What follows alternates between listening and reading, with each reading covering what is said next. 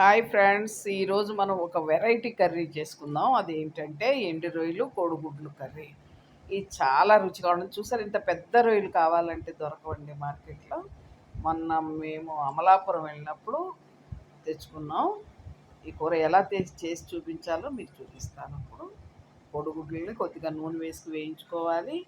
తీసి పక్కన పెట్టుకుని అదే నూనెలో ఎండు రొయ్యలు కూడా వేసి వేయించుకోవాలి. ఒక్క వేపు రాగానే ఈ ఉల్లిపాయ పచ్చిమిరపకాయలు వేసి వేయించుకుందాం. కాస్త సాల్టు, కాస్త పసుపు వేసి వేయించుకునేటప్పటికి ఉల్లిపాయ నీరు పట్టి చక్కగా వేగుతుంది, మగ్గుతుంది. వేగడం కాదు, మగ్గుతుంది.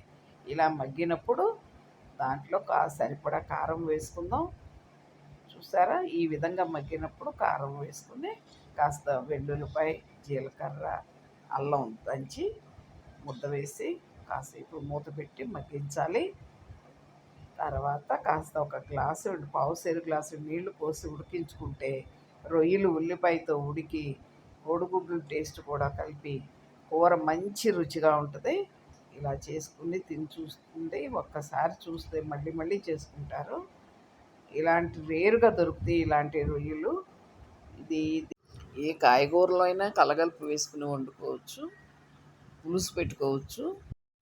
బెండకాయ, బీరకాయ, దోసకాయ ఇలాంటి కూరల్లో కూడా కలగలుపు వేసుకుని వండుకుంటే బాగుంటాయి.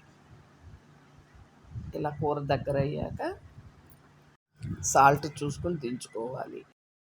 నాన్ వెజ్ తినే అలవాటు ఉన్న వాళ్ళ ఇళ్ళల్లో ఇలా రొయ్యలు తెచ్చుకుని స్టాక్ పెట్టుకుంటే కాస్త ఏదో సాటిస్ఫాక్షన్గా కడుపు నిండా తినే ఫీలింగ్ ఉంటుంది. ఇలా సింపుల్గా టేస్టీగా కర్రీ తయారు చేసుకుందాం. Please like, share and subscribe.